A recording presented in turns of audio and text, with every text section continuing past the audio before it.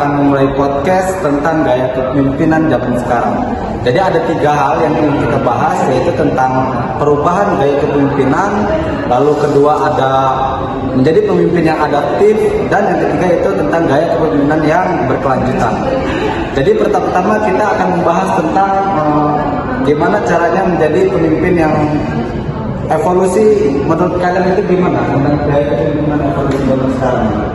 Kalau aku lihat tuh dulu pemimpin cenderung otoriter atau berbuat senang-senang. Jadi semua keputusan itu pengen dipegang sendiri. Tapi kalau sekarang lebih ke arah kerja bareng dan saling mengerti satu sama lain.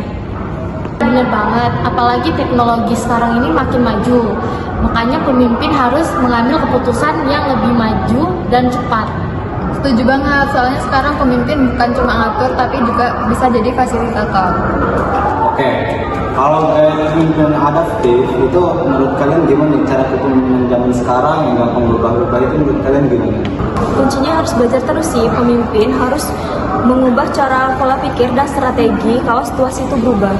Ya bener banget sih kata Ulan, komunikasi itu penting banget supaya kita tahu pendapat tim dan bisa ambil keputusan yang tepat untuk langkah berikutnya. Di sini saya tambahin sedikit nih. Jadi pemimpin itu harus punya pemikiran yang fleksibel, jangan terpaku sama cara lama, dunia itu terus berjalan. Oke, sekarang kita lanjut poin yang ketiga, yaitu tentang gaya kepemimpinan yang berkelanjutan. Jadi menurut kalian itu gaya kepemimpinan yang berkelanjutan itu seperti apa menurut kalian? Menurut saya itu berarti kayak mikirin dampak yang jangka panjang itu, karena nggak cuma kita mikirin yang hasil yang cepat, harus juga hasil yang bertahan lama. Jangan lupa harus seimbang antara cari keuntungan dan tanggung jawab sosial.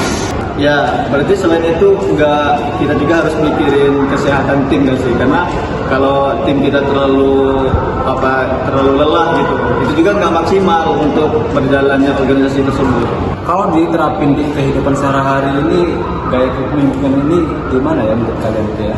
Penerapan kepemimpinan berkelanjutan dalam kehidupan sehari-hari bisa mulai dari membangun budaya kerja yang sehat dan inklusif. Selain itu, membuat suasana kerja yang terbuka dan tidak diskriminatif.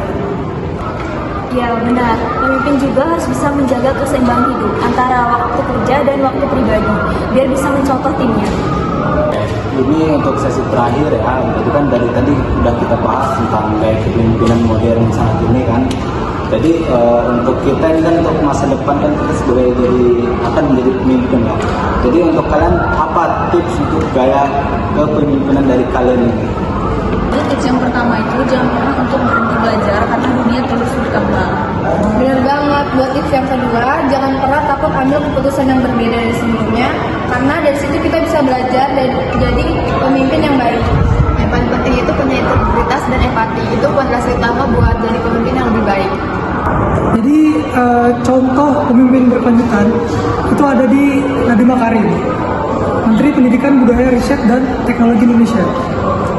Contohnya adalah dia itu adalah berpikir jangka panjang dan berorientasi pada keberlanjutan melalui program Merdeka Belajar. Ia berupaya membangun sistem pendidikan yang tidak hanya fokus pada nilai, tapi juga kesehatan mental, kreativitas, dan kebahagiaan peserta didik. Sebagai pemimpin, Nadiem berusaha menyimbangkan kebutuhan sistem dengan kesejahteraan guru dan siswa. Oke, mungkin sekian dari podcast kita. Jadi semoga bermanfaat ilmu yang kita sampaikan, yaitu tentang bagaimana kepemimpinan di era sekarang ini. Jadi kami dari kelompok 9 Leadership, kami undur diri, kurang lebih maaf. Assalamualaikum.